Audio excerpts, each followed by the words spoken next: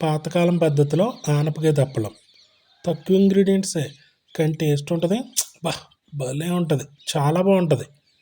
చాలా సింపుల్గా రెడీ చేసుకోవచ్చు. అమ్మ స్టైల్లో చేస్తుందనమాట. దీనికోసం అప్పుడే పాదు నుంచి తెంపుకొచ్చాము. నూగు పట్టిన ఆనపకాయ, అంటే సన్నని నూగు ఉంటుంది దీనికి. చాలా లేతగా ఉండాలన్నమాట, అప్పుడే టేస్ట్ ఉంటుంది. పై చెక్కు తీసేసి పెద్ద పెద్ద ముక్కలు కొయ్యాలి. దప్పలం అన్నప్పుడు ముక్కలు పెద్దగా ఉండాలి. సొరకాయ ఉంటుంది కదా పొడుగ్గా, అదైనా పర్లేదు, దానికి దీనికి పెద్ద డిఫరెన్స్ ఏమి ఉండదు. కాదంటే లేతగా ఉండాలి.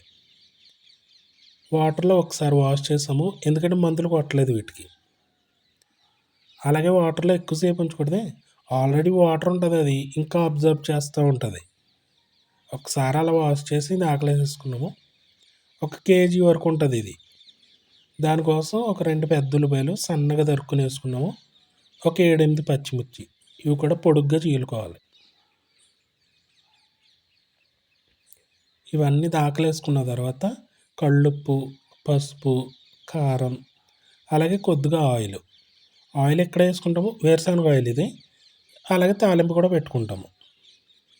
కట్టెలు పోయి కదా, హై ఫ్లేమ్ ఉంటుంది, మంట ఎక్కువ ఉంటుంది కాబట్టి ఒక చిన్న కప్పుడు వాటర్ వేసుకోవాలి. లేకపోతే అడుగున ముక్కలు మాడిపోతాయి ఫస్ట్లో.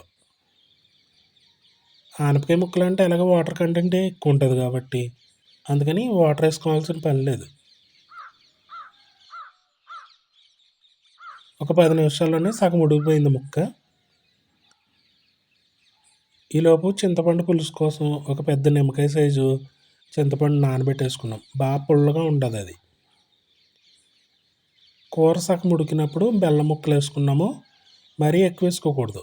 అలాగే చింతపండు పులుసు, ఈ 2 వేసి ఒక 10 నిమిషాలు ఉడికితే కూర రెడీ అయిపోతుంది. ఎగరబెట్ట అవసరం లేదనమాట దప్పలం అంటే.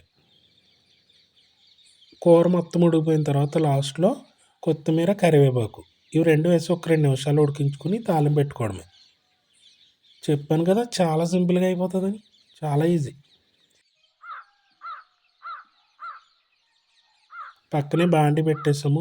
వేరుశనగలు వేసుకుని అది కాగిన తర్వాత పొట్టు మినపప్పు, ఆవాలు, వెల్లుల్లి ఎక్కువ వేసుకుంటాము, చాలా టేస్ట్గా ఉంటుంది.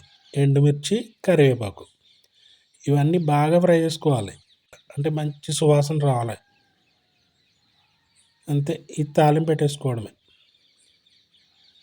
చూసారా ఎంత స్పీడ్గా అయిపోయిందని. కరెక్ట్గా ఒక 20 మినిట్స్లో అయిపోయింది, ఎందుకంటే లేత ఆనపకాయ తీసుకున్నాం, ఫాస్ట్గా ఉడికిపోయింది.